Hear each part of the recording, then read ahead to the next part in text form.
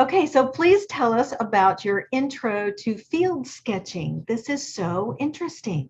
So we had a lot of Charlotte Mason families right here in Corpus where I live who came to me one day after seeing some of my artwork and said, "Would you teach my children to draw?" And so I created this program called Intro to Field Sketching. It's for the whole family, mom, dad, grandma, Uncle Joe, whatever.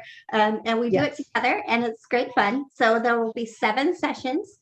During those 7 sessions, we'll study perspective sketching. So getting what's in the foreground versus what's in the background on a page at the right perspective.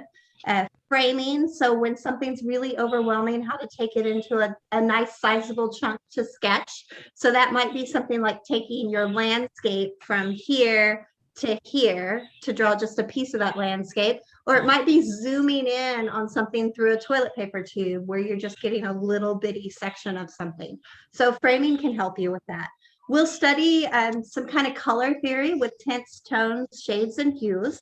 We'll work with the pencil so that you can learn how to use a pencil as an artist. So it would be sideways instead of like we normally hold a pencil, and it's very loose.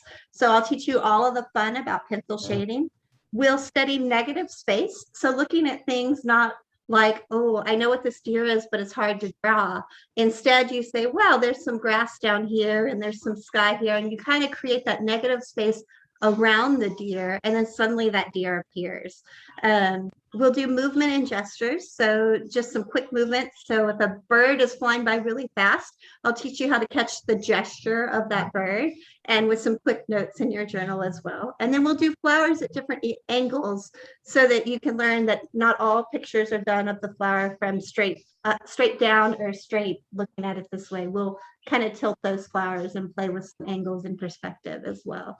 And during that 7 months, there will be homework every time you come to a class.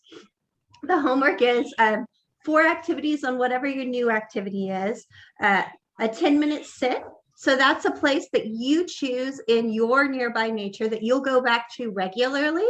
So you can see the change over this 7 sessions in that 10-minute sit. You might sit in the same place and notice that the shadows are different. You might notice that new things are in bloom. You might just notice new insects one day. That'll all be things you'll get in your 10-minute sit.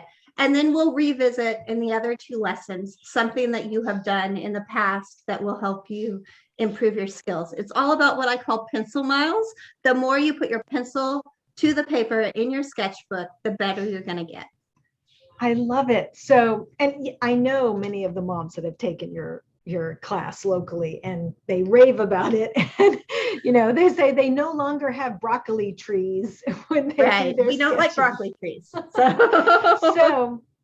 So for moms and kids, it's for the whole family, to be able, a lot of, myself included, when I first started with nature study, was real intimidated about putting something down on paper. And so this sounds like it's really going to help kids and moms really get past that intimidation and get some skills to be confident in their nature sketching. Yes? Yes. So the fear of the blank page is a thing. You open up your brand new nature journal and it looks like this, and you're like, I can't do that. The struggle is real. That is real. That is a real struggle. So the very first thing we do is we title every page and date it. That way something's on the page to begin with. And I usually start with words. So we'll write all our words and observations before we sketch. Then I add pictures. And then the last thing I add is numbers. So I might count the number. This happens to be a bluebonnet from my front yard. The number of bluebonnets in my yard, or I might measure the bluebonnet and see how tall it is. But I try to make the page full of words, pictures, and numbers, so it's not quite so intimidating, because you fill the page with what you're comfortable with and add those little details, and you get more comfortable with those little details as you go along.